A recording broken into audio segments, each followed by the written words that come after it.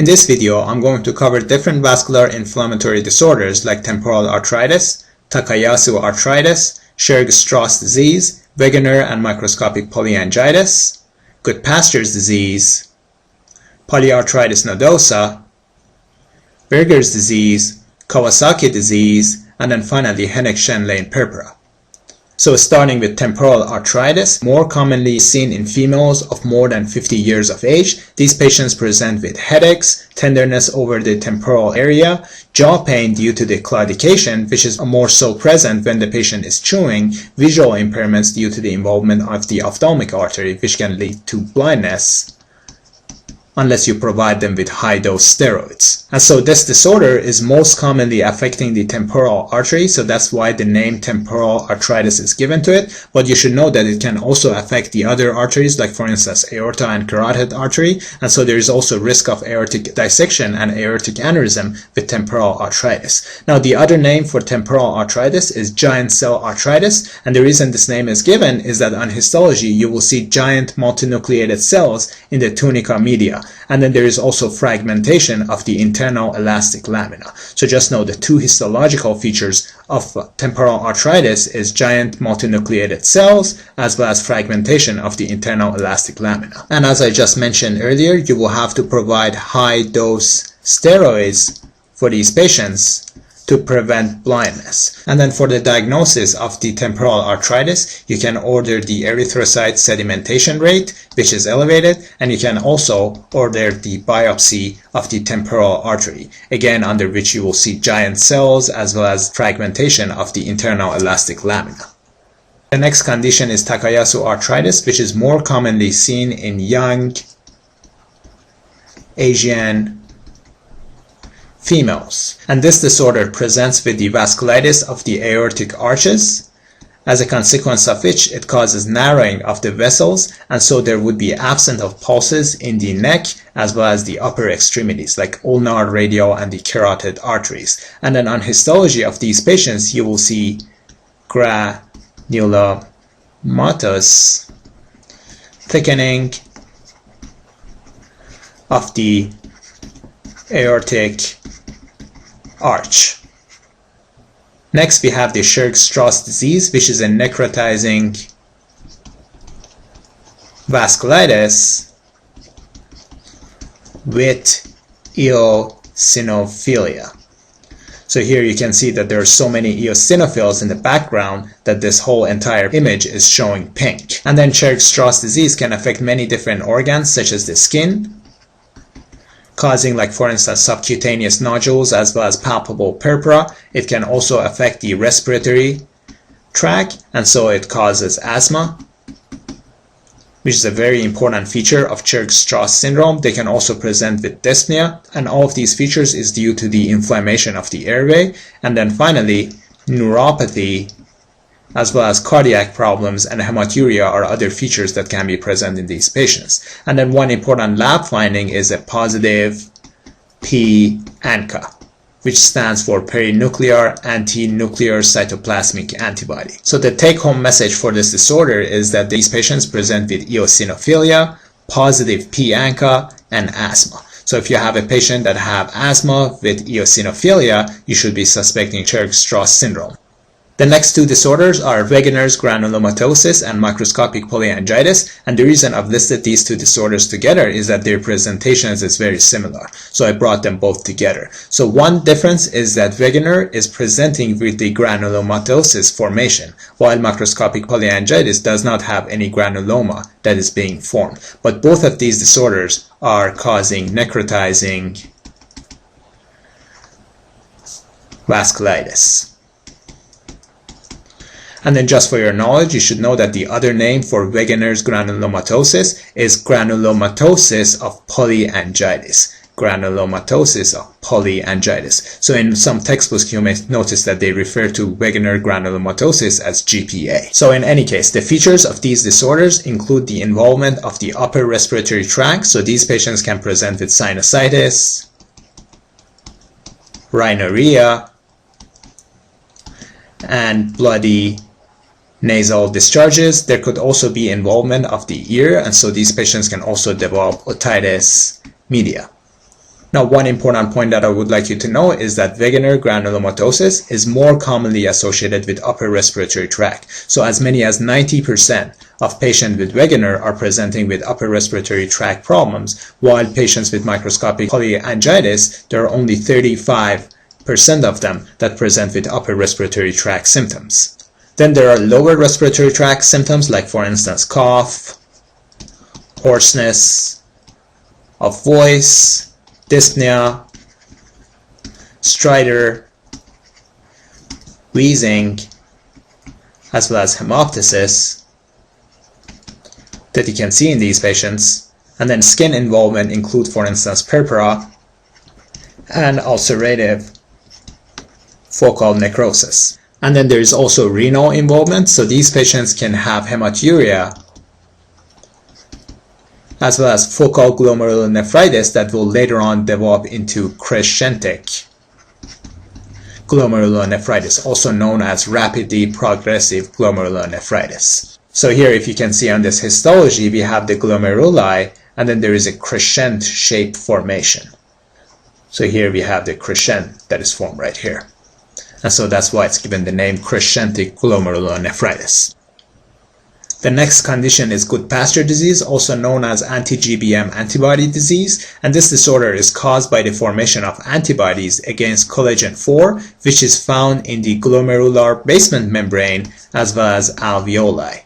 So therefore, these are the two organs that are being affected in these patients, and so therefore, due to the involvement of the glomerular basement membrane, these patients present with hematuria as well as proteinuria. And then due to the involvement of the alveoli, these patients also present with hemoptysis. And so there is alveolar hemorrhage. So here we have the alveoli, and then here we have the vessels. Since there is alveolar hemorrhage, there would be the hemoptysis in these patients. And then one other important lab finding is that the diffusion capacity of the carbon monoxide, since now there are blood that are around the alveoli, is increased. So you may recall from the other lectures I have discussed with you that patients with emphysema have lowered diffusion capacity of the carbon monoxide. So here I would like you to know that patients with the Goodpasture have elevated diffusion capacity of carbon monoxide. And then one high yield point to be able to distinguish Goodpasture disease from the Wegener as well as microscopic polyangiitis is that there is no upper respiratory tract involvement. So you don't see any sinusitis or nosy bloody discharge or rhinorrhea in patients with Goodpasture disease. And so here I've provided you with a table to be able to differentiate Wegener, microscopic polyangiitis, Churg-Strauss syndrome, as well as Goodpastures from each other. So you can notice that the Wegener, microscopic polyangiitis, and Churg-Strauss, all of these are necrotizing vasculitis, which can present with the upper, lower respiratory tract symptoms, ear infections, skin involvement, as well as the renal problems. Note that patients with Wegener, 90% of them are presenting with the upper respiratory tract symptoms. And then one very important feature of Churg-Strauss is that they present with asthma as well as eosinophilia, versus Goodpasture disease, which is due to the formation of antibodies against the collagen 4. Therefore, there would be renal problems as well as the alveoli. And so these patients present with hematuria and proteinuria as well as the hemoptysis. However, there is no upper respiratory tract involvement. And then lab findings, there is a positive C-ANCA in patients with Wegener and positive P-ANCA in patients with Churg-Strauss and microscopic polyangiitis. So just keep that in mind. Very important for Wegener, there is a positive cytoplasmic antinuclear cytoplasmic antibody. And then the final point is that Wegener as well as Churg-Strauss, these are the two conditions that can present with the granuloma formation, while microscopic polyangiitis and Goodpasture do not cause granuloma formation. Polyarteritis Nodosa is the next condition, which presents with necrotizing vasculitis, and there is transmural inflammation of the arterial wall on the histology. And then one other feature is that there are PMNs as well as fibrinoid necrosis. So now due to the transmural inflammation as well as fibrinoid necrosis, what will happen is that there will be aneurysm and then fibrinoid necrosis, transmural inflammation causing aneurysm, and fibrinoid necrosis continue going on. So therefore, the appearance of the vessel muscles in these patients would be a string of pearls. So here you can see that we have string of pearls that are shown on this image. And so here is the schematic drawing. You can see that the transmural inflammation is causing aneurysm. And then there are areas of fibrinoid necrosis that are separating these aneurysms. So a string of pearls is one feature of the patients with Polyarteritis Nodosa. And this condition can actually affect almost any organ but not the lungs. So therefore, these patients do not have any pulmonary symptoms, but they can almost present with any other symptoms, including fever, weakness. It involves the muscles, so it can cause myalgia, involves the joints, so it can cause arthralgia, kidneys causes proteinuria, hematuria, nerves causes neuropathy, myocardial ischemia, abdominal pain, thromboangina, and so on. But note that there is no pulmonary symptoms in patients with Polyarteritis Nodosa. One other lab findings is that there is no association with ANCA. So unlike the other disorders that I've listed here, Wegener, which is positive for C-ANCA, Microscopic Polyangiitis, and Churg-Strauss, which are positive for P-ANCA, Polyarteritis Nodosa is not positive for any ANCA antibodies. And then one other high yield point is that you should know that this type of vasculitis, Polyarteritis Nodosa, is associated with a specific type of infection, and it is hepatitis B. So about 1/3 of the cases of Polyarteritis Nodosa are associated with hepatitis B infection, and it's thought that it's due to the formation of immune complex deposition, which is a type 3 hypersensitivity reaction that causes inflammation of the medium and small vessels.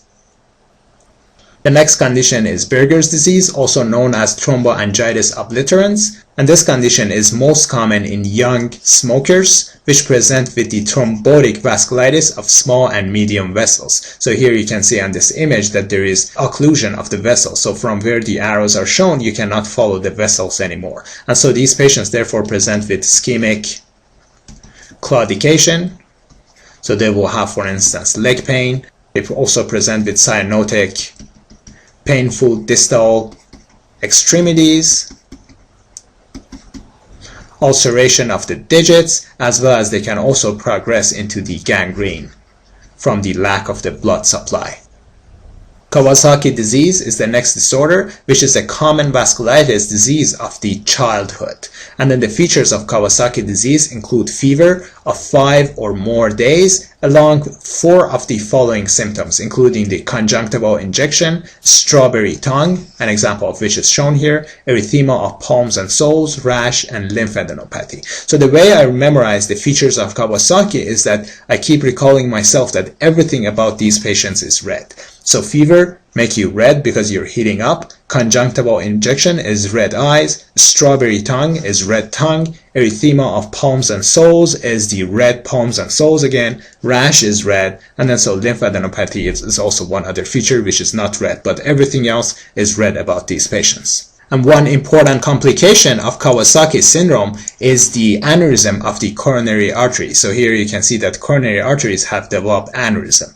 And so for the treatment of these patients, and in order to prevent aneurysm formation, you will have to treat them with the IV immunoglobulins, which has an anti-inflammatory effect, as well as aspirin, which is also having anti-inflammatory effect as well as antiplatelet properties. Now I would like to remind you that aspirin in young children can cause Reyes syndrome. So for instance, you have a patient that had viral infection, had a fever, the parents gave the child aspirin, and then the patient presents with the neurological symptoms like, for instance, encephalopathy, as well as hepatic dysfunction. And so in these patients, you have to suspect Reyes syndrome because of the application of the aspirin. However, one exception for which it's okay to use aspirin because the benefits outweigh the risk is in patients with Kawasaki syndrome. You can proceed with the prescription of aspirin in young children.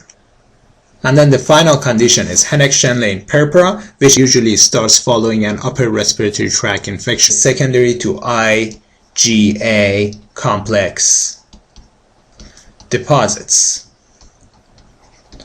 And so these patients present with the tetrad of the palpable purpura, which commonly affects the buttocks as well as the lower extremities, arthritis, which is usually affecting the knee, ankle, and the hip joint, abdominal pain, as well as renal disease due to the deposition of the IgA in the mesangium. And so that's where on the fluorescence microscopy you will see IgA deposits in the mesangium of the glomeruli. And so here is an example of a palpable purpura where you can see on the buttocks as well as the lower extremities that these patients are having the purpura. And then this condition is self-limited, but then you can provide supportive treatment with dehydration as well as pain control with NSAIDs. And then depending on the severity of syndromes, you may consider giving these patients also prednisone. And that concludes our discussion of vascular inflammatory disorders.